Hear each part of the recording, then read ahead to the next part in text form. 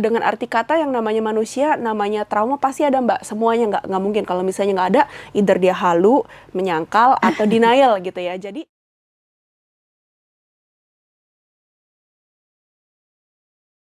Selamat siang pemirsa, kembali lagi bersama dengan saya Joanita Ari dalam wawancara dengan narasumber. Kita biasa mau bicara tentang buku dan kali ini, pada hari ini saya kedatangan tamu yang membahas buku tentang keluarga. Ya, tentang parenting, tentang, ini keren banget bukunya, Family Constellation. Sudah ada dengan saya, Mbak Melinda Sutanto. Selamat siang, Mbak. selamat siang Mbak. Apa kabar hari ini? Baik, apa kabar juga hari ini? Baik, luar biasa. Baik, pemirsa, kita langsung saja. Mbak Melinda ini adalah penulis buku Family Constellation. Apa sih Family Constellation itu? Beliau ini mengupas tuntas atau juga mengulik lah ya. Beliau dari buku ini itu dari rata-rata pengalaman sendiri, juga dari pengalaman orang lain yang curhat sama Mbak Melinda gitu ya Mbak ya, tentang penyembuhan luka batin. Nah, dalam hal ini ternyata penyembuhan luka batin seseorang yang dialami oleh seseorang itu berasal dari keluarga. Nah, bener nggak ya? Kita tanya langsung. Tapi sebelumnya boleh kenalan dulu Mbak, silakan. Boleh. Halo semua pemirsa, kenalkan nama saya Melinda Sutanto. Saya adalah seorang family constellation therapist dan juga best-selling author dari buku ini. Syukur banget Mbak udah cetak kedua ini jadi bestseller. Wah, keren banget. Terima kasih semua tim yang membantu ini gitu. Nah, family constellation therapist tujuannya saya adalah memperbaiki hubungan antara pasangan dan keluarga, mengharmoniskan hubungan mereka sehingga elevate dan hubungan antara anak dan orang tua dan pasangan makin erat, makin real ya, makin cinta gitu. Kira-kira gitu. Baik. Buku ini tuh memang penting banget karena kan kondisi saat ini ya Mbak ya, itu kan banyak orang yang PHK gitu ya Mbak ya. Menimbulkan trauma sudah pasti gitu ya Mbak. Terus sandwich generation, nah ini yang lagi booming gitu ya Mbak. Sandwich generation, kemudian juga membahas, saya udah baca buku ini terbitan dari Alex Media Komputindo, buku yang juga termasuk yang paling laris sampai diterbitkan sudah 2 kali ya Mbak ya. Keren banget lah Terima kasih.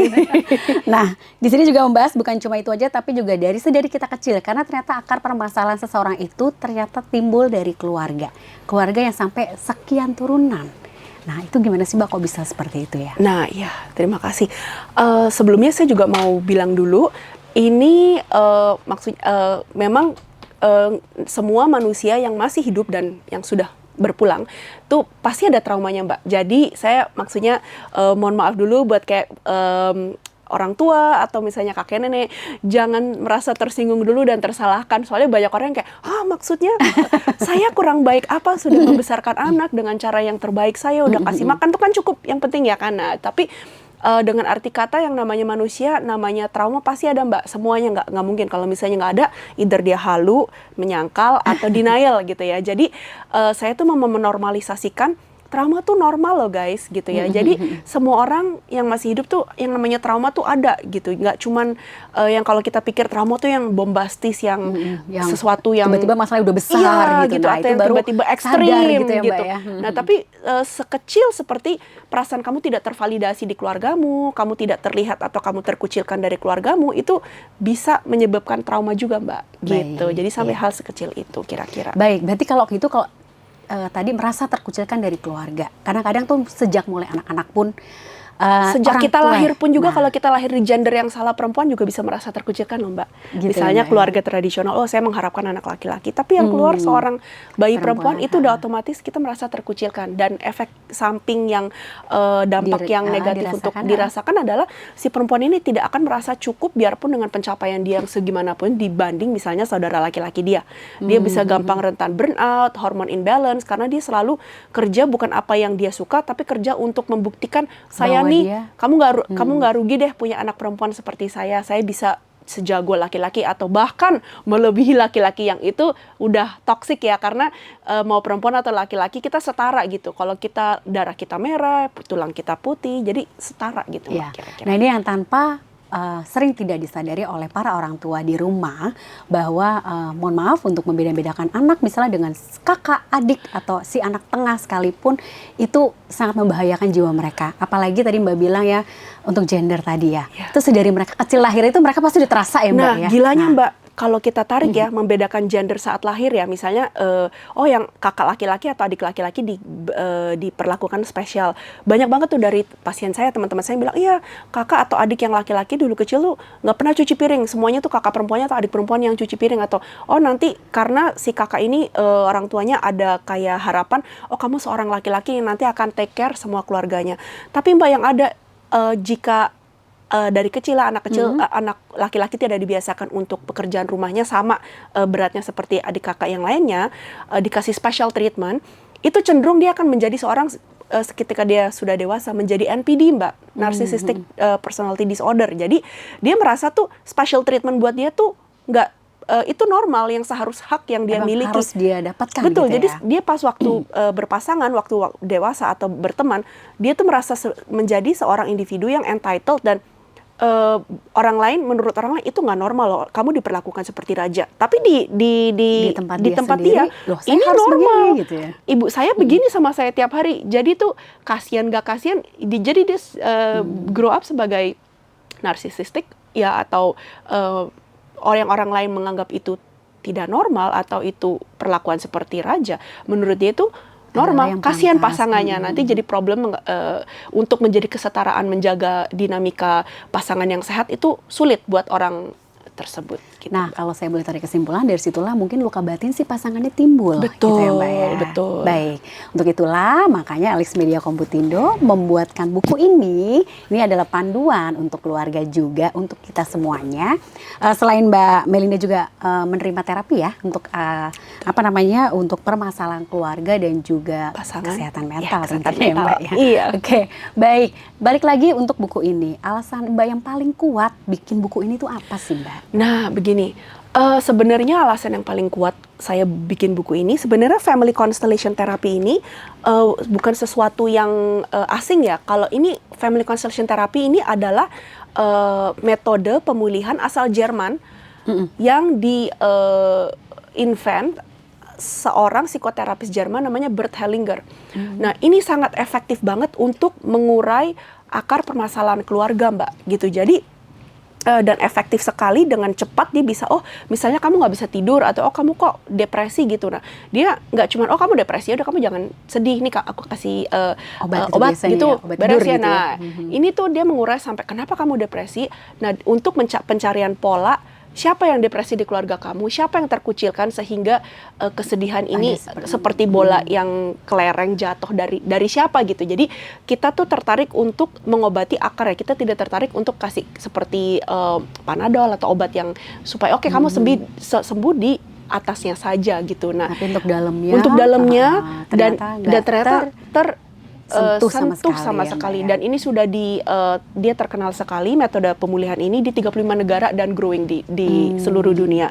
The why, kenapa alasan utama untuk saya menulis buku ini, karena setelah sekian lama jadi terapis, 99% bisa dibilang permasalahan kita, mau itu masalah karir atau masalah kesehatan, mau masalah pasangan, parenting, keluarga, finansial, itu bisa di trace back itu dari bagaimana pola asuh kita dan interaksi kita di dalam keluarga. Karena orang tua kita adalah guru pertama kita yang ngajarin kita, yang menanamkan belief system, entah itu benar atau salah atau outdated atau enggak gitu ya. Jadi itu penting banget kalau kita tarik ke akarnya, itu seperti efek domino, yang lainnya tuh no problem gitu. Jadi kalau ini satu ini tak gitu, udah Berarti kalau boleh saya balik, bagaimana kita dulu diperlakukan orang tua kita, begitu ya Mbak? Betul, bagaimana orang tua kita diperlakukan orang tuanya. Ya, nah, inner child, betul, kayak inner child healing kan lagi hot ya belakangan ini. Nah,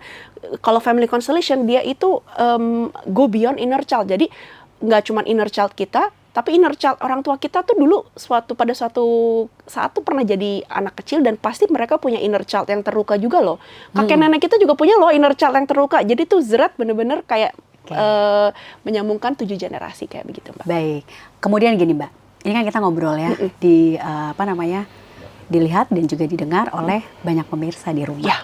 Yang paling menggelitik saya adalah gimana caranya kita sebagai seorang dewasa, sebagai mungkin ada yang sudah menjadi orang tua juga di rumah, memutus mata rantai untuk hal-hal yang seperti itu. Kira-kira ada tips nggak Mbak dari Mbak? Silakan. Mudah sekali, tipsnya hanya ada 2 buat parents yang misalnya udah punya anak. Ini gimana ya? Tapi kan udah terjadi sama orang tua saya. Udah terlanjur udah gitu terlanjur. ya, Mbak. Lagi sampai 7 tahun ke belakang itu kan udah, Betul. aduh kayak mau mutus Betul. itu agak susah gitu Jadi ya. yang pertama adalah sebelum kita menjadi parent yang baik, kita harus menjadi anak yang baik. Baik, jadi dimulai dari diri sendiri Iya. dulu gitu ya. Jadi anak yang baik, tanda kutip bukan ini ada kayak ketentuan dan ketentuan syarat berlaku ya. Anak yang baik ke orang tua kita bukan berarti anak yang penurut terus nurut aja terus iya itu namanya people pleaser, itu bukan anak yang baik ya. Jadi anak yang baik. Jadi harus gimana? Nah, anak yang kamu harus kita harus bisa damai dengan apa yang terjadi di masa lalu. Antara jadi orang tua, menerima semua orang tuanya seutuhnya, dan kita termasuk luka-lukanya. betul. Jadi luka-lukanya bukan terima ya, pemulihan. Gak boleh dendam berarti dong. Syaratnya begitu gak? Betul. Nah, nggak boleh dendam itu, Nah, itu kan kayaknya susah ya, Mbak, ya? susah ya. Nah, dari family constellation Ketemu nih akhirnya nih. betul. Dari family constellation bilang mayoritas perasaan kita dijamin bukan punya kita. Nah, punya siapa, Mbak? Pasti kamu membawa beban luka entah dari orang tuamu yang disakiti oleh sama pasangannya. Nah, jadi ada step-stepnya, Mbak. Jadi balikin, karena kita setiap anak itu mau memikul beban atau memikul luka batin orang tua kita karena kita cinta. Jadi seorang anak pasti akan dia melihat orang tuanya yang mana yang lebih lemah atau yang dianggap lebih benar. Yang diselingkuhin, yang dipukulin, yang gitu ya. Pasti kita akan membela si orang tua ini. Nah, dengan waktu membela itu, kita tanpa sadar akan mengambil alih si luka batin perasaan orang tua yang tersakiti. Nah, itu salah banget. Karena tugas anak bukan memihak. Tugas anak adalah tidak memihak, dan tugasnya dia mencintai orang tuanya, kedua orang tuanya sama banyaknya.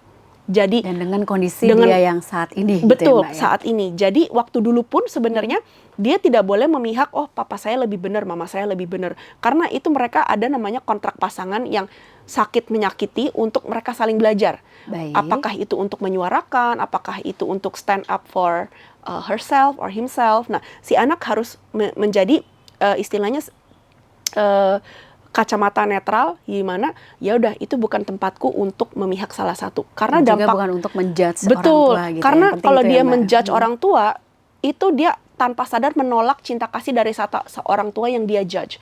Nah, karena dia ada problem tidak bisa menerima atau menolak cinta dari seorang tua yang dia judge, nanti ketika dia pasangan dia akan menarik orang yang seperti dia judge. Oke, hukum tarik menarik. Betul. Jadi ya? misalnya, saya sebel nih sama ibu selingkuh. Nanti dia berpasangan, pasti entah dia selingkuh seperti ibunya atau dia menarik seorang yang selingkuh untuk membereskan, nih belum selesai, mohon maaf ya, ada pelajaran antar orang tua dan anak belum selesai, yang nanti, oh kamu misalnya mau cut nih orang tua, misalnya, oke, aku nanti pindah rumah aja, merit aja, atau pindah ibu kota, aku nggak usah deal with the problem gitu ya.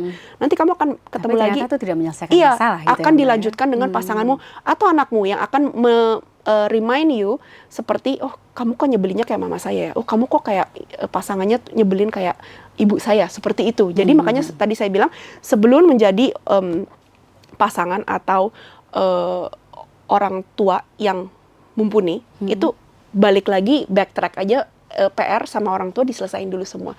Diselesain dengan arti kata kita harus berdamai dan dulu ya, mereka bisanya cuma segitu pada saat itu. Nah, tanpa kita harus mengharapkan mereka orang tua yang berbeda. Begitu. Itu karena kita nggak bisa milih orang tua betul. Ya, Mbak. Dan tidak boleh juga dengan merendahkan orang tua. Saya pasti tidak akan menjadi seorang selingkuh seperti kamu. Nah, itu pasti akan digaranti kamu akan selingkuh seperti orang tuamu yang selingkuh. Misalnya seperti itu, Mbak. Jadi penting banget kita tidak boleh memutus rantai dengan arti kata I will be better than you. Nah, itu kan kesannya merendahkan, sombong. Betul. Itu tidak boleh. Itu pasti akan terulang lagi. Jadi caranya untuk memutus rantai adalah bisa kita lihat, oh iya ternyata orang tua saya itu juga manusia ya, yang membuat kesalahan, yang ya memang nggak tahu apa itu kontrak dengan ibu saya dan bapak saya untuk mengajarkan, tapi tugas saya bisa damai dan saya terima bapak dan ibu saya apa adanya. Biarpun mereka pernah punya masa lalu, pernah punya problem mereka berdua. Dan gitu saya damai dengan itu. Nah, kalau misalnya bisa begitu, atau misalnya kita bisa bilang, oh ya, ternyata aku nyelewengan ya kayak ibu aku ya. Nah, itu aja udah bisa merubah, memutus rantai itu. Kalau kita bisa melihat, oh kita sama Menyadari orang, berarti ya, menyadari iya, kita kesalahan yang sama pernah ya orang ternyata punya watak yang jelek atau gimana ya, tanpa, aduh gimana nih sekarang. Nah, itu aja udah lebih baik daripada yang aku sebel kamu karena kamu menyakiti ibu aku, nggak akan seperti ini. Wah, itu aku guarantee itu akan terulang lagi for sure gitu. malah jadi terus-terusan nanti Iya. ya, malah jadi panjang ya. Iya, Oke. kayak gitu kira-kira. Baik, berarti intinya adalah berdamai dengan diri sendiri, Betul, dan itu menerima suatu proses. orang tua dan leluhur kita sebelumnya bahwa Tanpa mereka mengharapkan punya mereka masalah, berbeda. tanpa mereka berbeda dan tidak menjudge mereka, terutama yang itu ya. Dan jangan sampai juga ya itu tadi ya Mbak ya, kayak gue nggak mau lah jadi seperti lo. Nah itu tuh kayaknya. Betul, karena kalau siapa yang kita judge, nah di Family Constellation ini bukunya ada 5 prinsip Mbak, cuman barangkali kita nggak akan bisa bahas tuntas di dalam Jadi beli aja episode ya ini. nanti. Nah, karena kita ngomong tentang yang judge itu, ya kan, siapa yang kita ada satu prinsip di mana yang dibilang siapa yang kita judge akan terulang lagi, siapa yang kita kucilkan akan terulang lagi. Nah, siapa yang kita judge di keluarga, tanda kutip, adalah orang yang masyarakat atau misalnya belief system kita merasa itu malu-maluin. Siapa aja misalnya ya, orang yang cerai, narkoba, terpidana, apalagi tadi, selingkuhan, anak-anaknya selingkuhan, simpenan, apalagi tuh tadi, mental health issues ya, gitu. Terus pembunuhan misalnya yang entah dia sengaja atau nggak sengaja. Which means kayak pas perang itu kita membunuh atau tabrakan, entah kita hit and run, kesalahan, begitu ya. Jadi LGBTQ juga nggak semuanya ya, cuman maksudnya ada beberapa orang yang menentang, ada yang beberapa orang nggak menentang. Nah ini cuman buat keluarga yang menentang atau ngejudge, itu pasti akan terulang lagi di next generation ya. Nggak cuman bisa direct, bisa kayak ke samping. Jadi kayak bibi atau paman tuh bisa terulang lagi. Karena mereka kan satu leluhur sebenarnya. Betul. Nah, tujuannya bukan untuk menghukum, tapi untuk memberi kesempatan lagi untuk unconditional love. Kamu bisa nggak menerima biarpun dia kelihatannya berbuat salah atau misalnya tidak perfect, dia tuh keluarga loh, gitu. Kita bukan menjustifikasi, oh dia berbuat sesuatu yang salah, terus ya udah jangan bilangin polisi supaya tidak pay for what he did gitu ya, bukan supaya nggak konsekuen, enggak, bukan ngajarinnya bahwa loh kamu berbuat sesuatu yang salah, mending konsekuen sekarang, karena kalau tidak itu nanti konsekuennya akan ke bawah Mbak. Jadi misalnya perbuatan kamu saat ini harus kamu pertanggungjawabkan saat ini juga. Kalau gitu nggak nanti generasi berikut yang akan mempertanggungjawabkan konsekuen kamu. Dan itu sampai 7 turunan ke bawah lagi, aduh, jadi nggak putus-putus. Iya, baik itu kalau misalnya nih kita ya sebagai utamanya ke atas orang tua dan ke anak atau dan sebagai turunan. Sekarang kalau ke masyarakat gitu ya Mbak ya. Kayak misalnya itu kan pasti banyak dong ya kesehatan orang-orang yang bermasalah dengan kesehatan mental. Misalnya di tempat kerja atau di tempat pergaulan mereka dan sebagainya. Gimana caranya memutusnya itu Mbak? Saya bilang lagi, pasti Mbak akan kaget. Jadi tempat pekerjaan kita akan memirror hubungan kita dengan keluarga. Misalnya kalau kita ada problem dengan ayah kita atau kepala rumah tangga, entah bisa ibu, entah bisa bapak. Jika kita ada problem dengan di rumah itu, nanti di kantor ya, pasti akan problem di lingkungan pergaulan gitu ya. Pasti akan ada masalah dengan atasan, authority figure gitu. Jadi karena misalnya atasannya dia mengingatkan seperti nyebelin banget, controlling kayak ibu saya ya gitu. Jadi kita nggak bisa lari dari misalnya nggak dari keluarga kita gitu, karena nanti kalau kita ke kantor atau di pergaulan itu akan mengingatkan lagi tentang permasalahan di rumah dengan orang tua yang belum selesai. Gitu. Ada saran nggak sih Mbak kalau untuk di masyarakat tuh kita mesti kayak misalnya pasti ketemu dengan teman-teman atau dengan berbagai tipe ya. Kayak misalnya ada yang pemarah, ada yang memang dia terlalu narsis gitu ya, ada yang kayaknya selengean sama selebor ya, merasa, jadi kan kayak merasa apa gue terlalu perfect ya atau gimana ya, padahal kita nih sebenarnya pengen memutus matanya, kita melihatnya itu kayak lu nggak bener deh, kayak, tapi gimana cara yang ngasih tahu, kalau jor-joran maksudnya belak-belakan ngasih tahu kan juga, aduh takutnya dia nggak terima gitu. Nah, gimana Mbak? Di Family Constellation dia bilang gini, yang bisa jalanin takdir hidupnya ke kamu sendiri. Nggak ada yang bisa nolongin kamu selain diri kamu sendiri. Oke, baik. Jadi harus dilakukan ke maksudnya lingkungan gini, dan sekitarnya gimana? kita bisa menginspirasi mereka, tapi kita tidak bisa membantu Jadi mereka. lagi-lagi dimulai dari Kesadaran diri sendiri. gitu Nah, ya. lucunya kalau misalnya di sini juga akan dibahas tentang suicide, Mbak. Kayak lagi ini kan apa kayak Lagi mengakhiri diri dengan misalnya dengan bunuh diri atau gimana. Nah, kalau misalnya helpline biasa tuh kan, oh kamu jangan mengakhiri hidupmu karena hidup ini baik dan penuh apa segala macam. Kalau family constellation dia bilang kita harus menghormati keinginan dia untuk mengakhiri hidup. Itu kan ekstrim banget ya, Mbak. Nah, kalau misalnya ditarik lagi mengakhiri hidup di family constellation, kalau dicek di atas polanya, pasti ada orang tuanya yang misalnya mati meninggal karena suicide tadi. meninggal dini. Oh. Entah waktu dia masih kecil atau misalnya entah masalah pembunuhan atau misalnya meninggal tidak normal, wajar gitu ya. tidak wajar. Nah, sehingga sebagai si anak itu merasa kalau saya hidup saya mengkhianati karena nggak sopan, orang tua saya meninggal kenapa saya hidup? Dan lebih lama gitu ya. Iya, misalnya, jadi Mbak, dia merasa kayak aduh nggak sopan nih, aku mau ikut orang tua aku supaya kayak namanya kalau di family constellation adalah blind love atau cinta buta seorang anak untuk mengikuti pola negatif keluarganya karena merasa kayak dia nggak sopan kalau dia kok hidup lebih bisa happy daripada orang tuanya tuh kayak nggak sopan. Tanpa sadar ya, ini semua di alam bawah sadar gitu. Jadi kalau kita sadarkan atas hal itu, kamu bayangin nggak kalau misalnya orang tua kamu tuh sadar, mana ada orang tua yang mau anaknya ikut berpulang, kan nggak mungkin ya. Tapi itu yang kita nggak sadar gitu. Jadi itu yang terjadi, Mbak gitu. Jadi tentang perceraian, pasti di atasnya kayak, oh kok banyak yang cerai gitu ya. Nah, otomatis ada pola misalnya perceraian gitu.